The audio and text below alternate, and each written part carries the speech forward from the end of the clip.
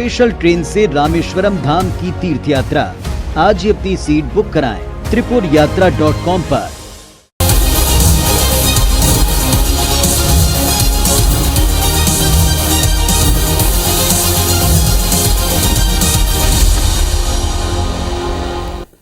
नमस्कार, good evening, बहुत स्वागत है आप सबका। मैं पुनीत पाठक हूं और ये वक्त होता है दिन भर की तमाम अहम खबरों को डिकोड करने का, क्योंकि हर खबर के पीछे छिपी है एक असल खबर। चलिए शुरुआत करते हैं खबरों के महाबुलेटिन न्यूज डिकोड खबर A to Z की।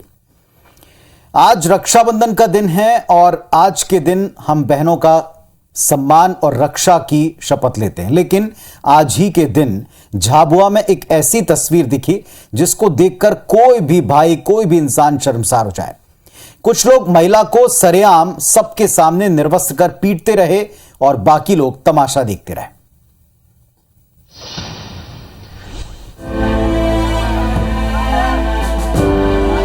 बाजार में सरेआम महिला के साथ हो रही ऐसी बर्बरता किसी को भी शर्मसार करने के लिए काफी है। झकझोर देने वाली ये तस्वीरें झाबुआ के रूपारेल गांव की हैं, जहां एक महिला को बड़ी बेरहमी से न सिर्फ पीटा गया बल्कि बेइज्जत भी किया गया। एक शख्स महिला को बाइक पर बैठाने की कोशिश कर रहा है, लेकिन महिला उसके साथ जाना नहीं चाहती। जोर जबरदस्ती के दौरान महिला एक तरह से निर्वस्त्र हो जाती है, लेकिन किसी को उसकी आबरू का ख्याल नहीं आया। हैरानी की बात यह कि मौके पर मौजूद लोग तमाशा देखते रहे, वीडियो बनाते रहे, कई तरह की बातें भी करते रहे। शर्मसार करने वाला ये वीडियो वायरल हो गया है और पुलिस तक भी पहुंच चुका है। दरअसल महिला को जबरन ले जाने की कोशिश कर रहा शख्स उसका पति है। महिला कुछ दिन पहले गांव के ही किसी युवक के साथ भाग गई थी। जब उसके लौटने की खबर पति को मिली तो उसे लेने पहुंचा था, लेकिन महिला ने उसके साथ जाने से इनकार कर दिया, जिसके बाद पति और उसके परिवार ने सड़क पर बेरहमी से ये नंगा नाच किया। फिलहाल पुलिस ने केस दर्ज कर लिया है और मामले में कुछ कार्रवाइयां भी जारी हैं।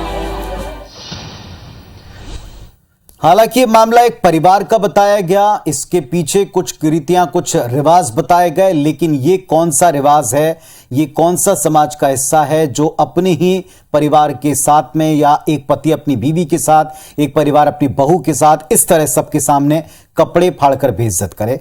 हर किसी को हक है अपने फैसले करने का, लेकिन क्या किसी को हक है ऐसा बर्ताव करने का, ये सवाल भी है। चलिए अब आपको ऐसी खबर दिखाने वाले हैं जिसको देखकर आप निश्चित तौर पर सोच में पड़ेंगे।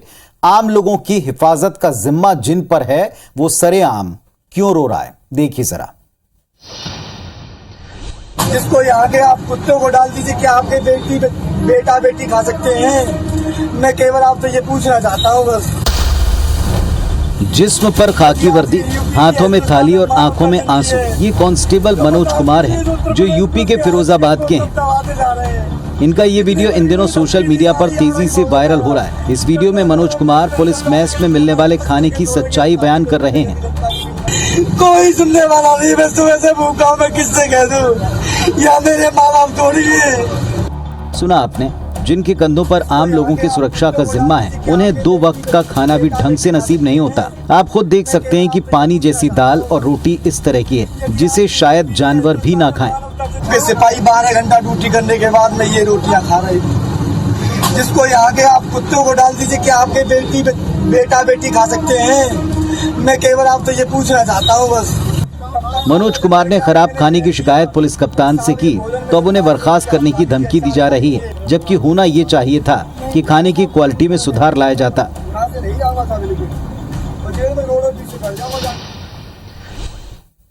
तो आपने देखा कि कैसे एक वर्दीधारी कांस्टेबल को खाने के लिए तरसना भी पड़ रहा है और इसकी शिकायत करनी पड़ रही है पब्लिक के सामने। ये पूरे सिस्टम पर एक बड़ा सवाल है, गंभीर मुद्दा है। आखिर कहां है सिस्टम में खामी, जरा इस बात को डिकोड कर लें। पुलिस मैस में खाने की गुणवत्ता का ध्यान रखने का जिन जिम्मेदारों के ऊपर ये जवाबदारी है वो अपनी ड्यूटी तो ढंग से नहीं निभा रहे, साफ है। पुलिस कर्मियों के खाने पर सरकार जो फंड खर्च करती है, जारी करती है, उसमें भ्रष्टाचार इसमें साफ दिखा है। इसमें बड़े अधिकारी निश्चित तौर पर शामिल हो सकते हैं। कांस्टेबल ने एसपी से शिकायत की लेकिन कुछ हुआ नहीं, बल्कि उस पर बर्खास्तगी की तलवार लटक रही है। बड़े पुलिस अधिकारियों को कांस्टेबल की समस्या का संज्ञान लेना चाहिए, ऐसा सबको पहली नजर में दिखा। मानवता दिखानी चाहिए, ना कि आवाज उठाने की वजह से उस पर कोई एक्शन होना चाहिए। एक और अहम बात यह कि हम हर एक प्रकरण जिसको सुलझाने के लिए पुलिस के पास पहुंचते हैं उनके साथ हमारी उम्मीद होती है कि वो कम से कम सच को बाहर लाने के लिए इन्वेस्टिगेशन पूरे होने तक जो शिकायत की गई है उस पर भरोसा करके उस पर एक्ट करें। लेकिन क्या शिकायतकर्ता पर एक्शन करेंगे, ये सबको संदेह पैदा करा रहा है। चलिए अब बात छत्तीसगढ़ की। मुख्यमंत्री भूपेश बघेल आज फिर से केंद्र सरकार पर हमलावर नजर आए हैं। सीएम भूपेश ने सार्वजनिक उपक्रमों को बेचने की केंद्र की नीति की आलोचना की। जिस प्रकार से जितने सार्वजनिक उपक्रम हैं वो बेचे जा रहे हैं, एयरपोर्ट बेचे जा रहे हैं, एयरलाइंस बिक गया, रेलवे स्टेशन बेचे जा रहे हैं, सार्वजनिक उपक्रम बेचे जा रहे हैं, तो पद ही समाप्त हो जाएगा, तो फिर आरक्षण का लाभ लोगों को नहीं मिल पाएगा। तो अब सवाल यह कि आखिर केंद्र सरकार सरकारी उपक्रमों को क्यों बेच रही है, जरा इस बात को भी समझें, डिकोड कर लें। प्रधानमंत्री और उनकी सरकार की एक नीति रही है। पीएम नरेंद्र मोदी भी ये स्पष्ट कर चुके हैं कि सरकार बिजनेस करना नहीं चाहिए और इसीलिए घाटे में चलने वाली सरकारी कंपनियों को सरकार अब बेच रही है, निजी हाथों में सौंप रही है। सरकार इन सरकारी कंपनियों को बेचकर जो रकम जुटाएगी उसे विकास योजनाओं पर खर्च करना चाहती है। अब बात मुख्यमंत्री के आरोप की, तो सीएम भूपेश का यह कहना है, जो कि काफी हद तक ठीक लगता है, कि निजी कंपनियां नौकरियों में आरक्षण नहीं देती। अब जब सरकार अपने उपक्रम, सरकारी उपक्रमों को कंपनियों को बेचेगी तो भविष्य में उनमें होने वाली भर्तियों में आरक्षण का लाभ लोगों को नहीं मिलेगा, तो फिर उन लोगों के रोजगार के लिए हम क्या अभी से रास्ते बंद नहीं कर रहे हैं। चलिए, वैसे बेरोजगारी आज एक बहुत बड़ी समस्या है, बड़े वर्ग की समस्या है, यूथ की समस्या है और आने वाले वक्त में इसका समाधान खोजा जाना बहुत जरूरी है। कुछ विकल्प खोजे गए हैं जिनसे युवा आज की तारीख में पूरी तरह संतुष्ट नहीं दिखते हैं। इधर क्षेत्रीय संगठन मंत्री अजय जामवाल मध्य प्रदेश के दौरे पर हैं। आज उन्होंने गृह मंत्री और मंत्री सारंग से मुलाकात की। बताया जा रहा है कि बीजेपी सरकार एमपी में हेराल्ड मामले को लेकर किसी बड़े एक्शन की प्लानिंग कर रही है, तैयारी में। मध्य प्रदेश में एक बार फिर मंत्रियों के मेल मुलाकात के साथ बंद कमरे में बैठकों का दौर शुरू हो गया है। आज गृह मंत्री नरोत्तम मिश्रा चिकित्सा शिक्षा मंत्री विश्वास सारंग से मिलने उनके निवास स्थल पहुंचे। दोनों ही नेताओं के बीच करीब 1 घंटे तक बंद कमरे में चर्चा हुई। बताया जा रहा है कि एमपी में नेशनल हेराल्ड मामले में सरकार किसी बड़े एक्शन की तैयारी में है। विश्वास भैया के पास आता रहता हूँ, परिवार है हमारा, विवेक भैया, विश्वास भैया के पास निरंतर आता हूँ। हम लोग आपस में नहीं आएंगे तो कहाँ आएंगे जाएंगे। रूटीन की मुलाकात है, कभी हम उनके घर जाते हैं, कभी वो हमारे घर आते हैं, उसमें नया क्या है? ये नया थोड़ी है कुछ। आपको बता दें कि नेशनल हेराल्ड की भोपाल में महाराणा प्रताप स्थित 300 करोड़ रुपए की संपत्ति को मध्य प्रदेश सरकार जब्त कर सकती है। ये संपत्ति नेशनल हेराल्ड अखबार के प्रकाशन के लिए 30 साल के लिए लीज पर दी गई थी। इसमें शर्त थी कि इस 1 एकड़ भूमि का उपयोग किसी दूसरे कार्य के लिए नहीं किया जा सकता, लेकिन इसे बेच दिया गया। मामले में मंत्री भूपेंद्र सिंह ने प्रमुख सचिव को जांच करने के निर्देश भी दिए हैं। तो जैसा कि आप देख चुके हैं और जान चुके हैं कि एमपी सरकार नेशनल हेराल्ड मामले में सख्त एक्शन के मूड में है। तो इसके मायने क्या हो सकते हैं, क्या हैं, जरा इस बात को भी समझे, डिकोड कर लें। पहली बात ये कि 2023 के चुनाव के पहले हेराल्ड के बहाने कांग्रेस पर शिकंजा कसने की तैयारी है। बीजेपी चाहती है कि वो कांग्रेस को मॉरल ग्राउंड के ऊपर घेर सके। बीजेपी की मंशा है कि कांग्रेस के शीर्ष नेतृत्व के कथित भ्रष्टाचार का मुद्दा पूरी तरह से प्रासंगिक बनाए रखा जाए। मतलब ये कि हेराल्ड के मामले को कांग्रेस के खिलाफ बीजेपी एक सियासी हथियार के तौर पर इस्तेमाल करना चाहती है, कर सकती है।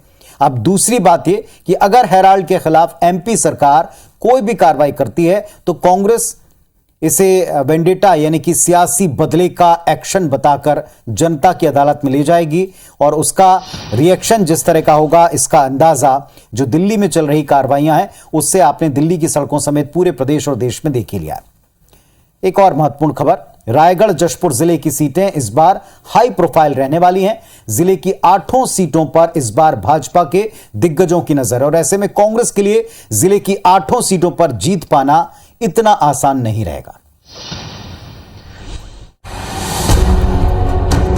विधानसभा चुनाव में भले ही अभी 1 साल का वक्त हो, लेकिन दिग्गज नेताओं ने अभी से इसकी तैयारियां तेज कर दी हैं। रायगढ़ और जशपुर जिले की कई सीटों पर इस बार कई दिग्गजों का भाग्य दांव पर लगा होगा। पूर्व प्रदेश अध्यक्ष विष्णुदेव साय की जशपुर जिले की कुनकुरी सीट से, संयुक्ता सिंह जुदेव चंद्रपुर से, तो ओपी चौधरी रायगढ़ सीट पर विकल्प की तलाश कर रहे हैं।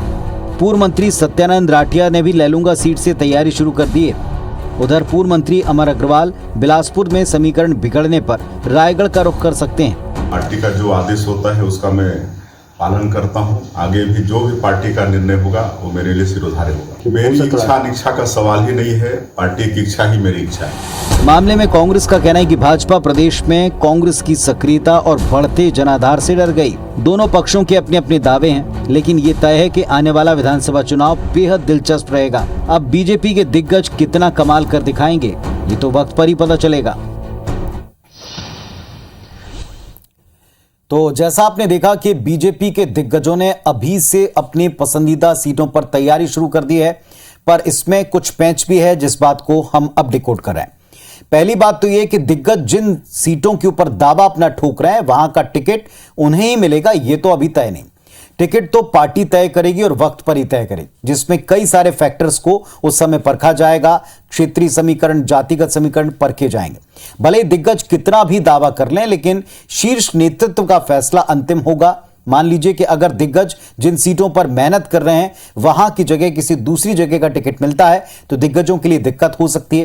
कांग्रेस में अगर आप देखें तो उसके सामने ये चुनौती है कि बीजेपी के दिग्गजों को मात देने के लिए उनके कद के नेता को वहां से उतारना पड़ता है, यानी कांग्रेस को भी टिकट वितरण बहुत सोच समझकर वहां करना पड़ेगा। वैसे रूटीन एक्सरसाइज है पार्टियों के लिए, लेकिन अब की बार इन इलाकों में चूंकि एक दल, विरोधी दल अगर इतनी मेहनत और फोकस एक जगह कर रहा है तो दूसरी जगह पार्टी को दिक्कतें आनी स्वाभाविक। असली फैसला जनता करती है, वो चुनती है, वो बताती है कि पार्टियों के फैसले जमीन पर कैसे रहे। अब फिर से मध्य प्रदेश की बात कर लें। कांग्रेस एमपी में बिहार का नुस्खा इस्तेमाल करने की सोच रही है। कांग्रेस को लगता है कि अगर एमपी में विपक्षी दल एकजुट हो जाएं तो चुनाव में बीजेपी को मात दे सकते हैं। बिहार की सत्ता में हुए फेरबदल ने मध्य प्रदेश में कांग्रेस को 2023 में सरकार बनाने का सपना दिखा दिया है। कांग्रेस को लगता है कि अगर बिहार की तरह एमपी में भी विपक्षी दल एक साथ आ जाएं, तो बीजेपी को सरकार से हटाना कोई बड़ी बात नहीं। आंकड़े भी इसकी गवाही देते हैं। साल 2018 में हुए चुनाव में कांग्रेस को 40.9% वोट मिले, जबकि कांग्रेस से कम सीट जीतने के बावजूद बीजेपी को 41% वोट मिले। अन्य को तकरीबन 15% वोट मिले और इन्हीं 15% वोट पर कांग्रेस की नजर है। कांग्रेस को लगता है कि अगर एकजुट होकर लड़ा जाए तो इन सीटों पर बीजेपी को आसानी से मात दी जा सकती है। मोदी जी के आने के बाद देश और प्रदेश के क्या हालात हैं, देखते हुए विपक्ष एकजुट होकर हर प्रदेशों में अपना गठबंधन तैयार करके और चुनाव लड़ने की रणनीति तैयार कर रहा है। वहीं बीजेपी मध्य प्रदेश में कांग्रेस के इन मंसूबों को ख्याली पुलाव बता रही है। बिहार से मध्य प्रदेश की आप तुलना कर रहे हैं, मध्य प्रदेश में पूरी तरह से स्थिर सरकार है। कांग्रेस को लग रहा है कि अगर इस बार भी ये फॉर्मूला ठीक से काम कर गया तो सभी विपक्षी दल मिलकर बीजेपी को कड़ी टक्कर दे सकते हैं। तो जैसा हमने कल ही कहा था कि बिहार में जो उथल पुथल मची है उससे कई राज्यों में विपक्ष को एक बल तो मिलता है, उससे बीजेपी के खिलाफ मोर्चा बनाने का काम करने वाले, सपना देखने वाले दलों को एक उदाहरण तो मिला है। लेकिन मध्य प्रदेश में कांग्रेस ने जिस बिहारी नुस्खे को आजमाने का फैसला किया है, जमीन पर उतारने में इसमें क्या क्या दिक्कतें यहां आ सकती हैं, जरा इस बात को भी डिकोड कर लें। सबसे अहम बात यह कि बिहार और एमपी की जनता की राजनीतिक सोच और समझ भी कुछ हद तक अलग अलग है। बिहार में जहां क्षेत्रीय दलों का वर्चस्व है, एमपी में क्षेत्रीय दलों का अस्तित्व न के बराबर। बिहार की राजनीति में तीसरे मोर्चे का विकल्प हमेशा रहा है, मौजूद रहता है। वहीं एमपी में तीसरा मोर्चा आज तक कभी भी सिर उठा नहीं पाया, कामयाब हो नहीं पाया, सफलता उसको मिली नहीं। एमपी में दो ध्रुवीय राजनीति कामयाब रही है, अब तक रही है। और अंत में सबसे अहम बात यह कि एमपी के छोटे छोटे दलों में सामंजस्य कैसे होगा और किस आधार पर होगा, क्योंकि उन दलों के बनने का आधार ही एक दूसरे के खिलाफ दिखता है। चलिए अब देखते हैं कि आगे जाकर के क्या वास्तव में बिहार की तरह पहले तो सब एक मंच पर आ पाते हैं, क्या मंच पर लाए जाएंगे तो उसका एजेंडा क्या होगा, उसका किस तरह चेहरा और तालमेल बनेगा, इन सब पर भी विचार करना होगा। छोटा सा ब्रेक के बाद लौटकर हम आपको बताएंगे एक फिल्म, उस पर उठ रहा विवाद और विवाद के पीछे की सियासत, सब कुछ डिकोड करेंगे। इन दिनों फिल्म जो सबसे ज्यादा चर्चा में है वो है लाल सिंह चड्ढा, और ये परफॉर्मेंस के आधार पर या सब्जेक्ट के आधार पर नहीं बल्कि एक विवाद के आधार पर चर्चा में। आमिर खान के माफी मांगने के बाद मध्य प्रदेश के गृह मंत्री नरोत्तम मिश्रा ने फिल्म निर्माता से सवाल पूछा, कहा कि माफी मांगने जैसी नौबत पैदा क्यों करते हैं। फिल्म कलाकार आमिर खान और करीना कपूर की फिल्म लाल सिंह चड्ढा को लेकर एक वर्ग की नाराजगी और सोशल मीडिया पर फिल्म के बायकॉट के बाद अभिनेता आमिर खान ने माफी मांग ली, जिस पर प्रदेश के गृह मंत्री नरोत्तम मिश्रा ने कहा कि आमिर खान सहित बाकी के कलाकार, निर्माता और निर्देशक उनसे निवेदन है कि माफी मांगने जैसी स्थिति बनती ही क्यों है। नरोत्तम मिश्रा ने फिल्म निर्माता और निर्देशक पर आरोप लगाते हुए कहा कि आप क्यों एक धर्म विशेष को सॉफ्ट टारगेट कर इस तरह का फिल्मांकन करते हैं कि आपको माफी मांगनी पड़े। मेरा तो आमिर खान जी सहित बाकी जो भी कलाकार हैं उन सबसे निवेदन है कि माफी मांगने जैसी स्थिति क्यों बनती है। आप क्यों किसी एक धर्म विशेष को टारगेट करके इस तरह के फिल्मांकन करते हैं। कांग्रेस विधायक पीसी शर्मा ने कहा कि फिल्म प्रोड्यूसर्स और डायरेक्टर्स को हिंदू देवी देवताओं पर फिल्म बनाने से बचना चाहिए और किसी भी धर्म को टारगेट नहीं करना चाहिए। फिल्म डायरेक्टर, प्रोड्यूसर्स इनको इस बात का ख्याल रखना चाहिए किसी भी धर्म की भावनाएं आहत न हो। आपको बता दें कि सोशल मीडिया पर फिल्म के बायकॉट को लेकर लगातार पोस्ट देखने को मिल रही थी। वैसे आमिर खान ने अपने बयान के लिए माफी मांग ली। एमपी के गृह मंत्री ने उनको नसीहत दे दी। आखिर इस तरह की नौबत क्यों कर बनी है, जरा इस बात को भी डिकोड कर लें। आमिर खान ने बयान दिया था कि उन्हें भारत में रहने में वक्त के मुताबिक मौजूदा हाल में डर लगता है और इसके साथ ही आमिर ने पीके फिल्म भी बनाई थी। उन पर हिंदू धर्म का मजाक उड़ाने का आरोप लगा। इन दोनों बातों को लंबा वक्त बीत चुका है, इस पर कई बार डिबेट हो चुकी है, देश में कई बार इन मुद्दों पर बहस छिड़ चुकी। अब आमिर ने माफी क्यों मांगी? क्योंकि लाल सिंह चड्ढा फिल्म प्रदर्शन कर रही है, उनका महत्वाकांक्षी प्रोजेक्ट है। इसमें हम कह सकते हैं करोड़ों रुपए लगे और इसमें आमिर खान का ये जो बजट लगा है, अगर फिल्म का बायकॉट वास्तविकता में असर पकड़ता है तो आमिर को करोड़ों का नुकसान हो सकता है। नुकसान ना हो इसलिए आमिर ने माफी मांगी। एक दूसरा पक्ष ये भी हो सकता है कि फिल्म के बायकॉट का अभियान प्रायोजित हो ताकि फिल्म का एक अपने आप एक स्वाभाविक प्रचार हो, क्योंकि कंट्रोवर्सी लोगों को अट्रैक्ट तो करती है। और इस बात से भी इनकार नहीं किया जा सकता कि अंत में यह जरूर कहना पड़ेगा कि रचनात्मक स्वतंत्रता के नाम पर किसी भी धर्म, किसी भी भावना का मखौल ना उड़ाया जाए तो ही बेहतर है, क्योंकि तभी आप ये उम्मीद कर सकते हैं कि आप एक स्वस्थ, एक हेल्दी मनोरंजन वाली कोई फिल्म देखने जा पा रहे हैं। वैसे अब हम एक और महत्वपूर्ण विषय की बात कर रहे हैं और ये सबकी जान से भी जुड़ा है। दिल्ली से जबलपुर की स्पाइस जेट की फ्लाइट में यात्रियों ने सीलिंग से पानी टपकने की शिकायत की है और बाकायदा इसका वीडियो बनाया। स्पाइस जेट की फ्लाइट से यात्रा कर रहे लोगों को अगर छतरी रखने की जरूरत पड़ जाए तो हैरान मत होइएगा, क्योंकि जबलपुर में स्पाइस जेट के उड़ते विमान में पानी टपकने की तस्वीरें सामने आई। फ्लाइट की सीलिंग में लगी लाइट्स के पास से पानी टपक रहा था, जिससे यात्रियों को शॉर्ट सर्किट का भी खतरा हुआ। शिकायत पर फ्लाइट स्टाफ ने समस्या पर गंभीर होने के बजाय यात्रियों की सीटें बदल दी और एसी से पानी टपकने की बात बताई। इतना ही नहीं, जबलपुर एयरपोर्ट के रनवे पर फ्लाइट की हार्ड लैंडिंग कराई गई, जिससे यात्रियों में चीख पुकार मच गई। हार्ड लैंडिंग की वजह से रनवे पर ट्रैफिक भी प्रभावित हुआ। स्पाइस जेट की फ्लाइट संख्या SG 3003 पे आना बहुत ही बुरा रहा। अंदर आने के बाद प्लेन के हमने देखा 17D के ऊपर पानी टपक रहा है और 18D के ऊपर। बार बार इस तरह के वाक्यों के चलते मांग उठ रही है कि एयरक्राफ्ट्स की सेफ्टी मेजर्स का हर 6 महीने में ऑडिट करवाया जाए ताकि हवाई यात्री सुरक्षित सफर कर सकें। तो अब एक बात है कि कहां तो हम ये कह रहे हैं कि ट्रेनों का सफर हम फ्लाइट की तरह करेंगे, हम रेलवे स्टेशन को एयरपोर्ट का शक्ल देंगे, लेकिन कहां तो ये एयरक्राफ्ट की स्थिति की पानी टपक रहा और इस पर सीरियस लेने के बजाय मखौल उड़ाने या टालने की कोशिश की जा रही। सोचना चाहिए इस पर कंपनियों को भी और अथॉरिटीज को भी। खबर अब महाराष्ट्र के जालना से, जहां आयकर विभाग की टीम करीब 1 सप्ताह तक छापेमारी की कार्रवाई कर चुकी है। वीडियो सामने आया जिसको देखकर आप जरूर चौंकेंगे, देखें। नोटों के इस अंबार को देखिए, यकीनन आप हैरान हो जाएंगे। तस्वीरें आयकर विभाग के छापे की हैं। महाराष्ट्र के जालना में आयकर विभाग ने 5 बिजनेस ग्रुप्स के ठिकानों पर रेड की। छापे में करीब 390 करोड़ रुपए की बेनामी संपत्ति मिली है। रेड में 58 करोड़ रुपए नगद, 32 किलो सोने के आभूषण, 16 करोड़ रुपए के हीरे और मोती मिले। आयकर विभाग की टीम को कैश गिनने में तकरीबन 13 घंटे लग गए। कुछ कर्मचारियों की कैश गिनते गिनते तबीयत तक बिगड़ गई। आयकर विभाग ने 1 से 7 अगस्त तक कार्रवाई की थी। आयकर विभाग की टीम ने बाराती बनकर घर में एंट्री की। गाड़ियों पर शादी के स्टिकर चिपके हुए थे, कुछ पर लिखा था दुल्हनिया हम ले जाएंगे। और यही कोड भी था। रेड में आयकर विभाग के 260 अफसर और कर्मचारी शामिल थे, जो 120 से ज्यादा गाड़ियों में आए थे। इस ऑपरेशन को एक ही समय में 5 अलग-अलग टीमों ने अंजाम दिया। तो एक ही देश में दो तरह की ऐसी स्थितियां हैं कि एक तरफ रोजगार और चंद रुपयों की खातिर महीने भर मेहनत करने के लिए तैयार युवा वो तरसता है, तो दूसरी तरफ इतने नोट पकड़े जा रहे हैं कि जिनको गिनने में लोग बेहोश हो जा रहे हैं। और इन पर कार्रवाइयां कितनी जायज हैं ये आप इन तस्वीरों से समझ ही गए होंगे, बल्कि ऐसी और कार्रवाइयों की दरकार। आज के लिए बस इतना ही। आपको रक्षाबंधन की भी शुभकामनाएं देते हैं और साथ ही साथ अपने परिवार के साथ आप सेफ तरीके से त्योहार मना सकें, शुभकामनाएं देते हैं। कल आपसे फिर मुलाकात होगी खबरों को डिकोड करने के लिए, इसी वक्त इसी जगह। धन्यवाद, नमस्कार, शुभ रात्रि।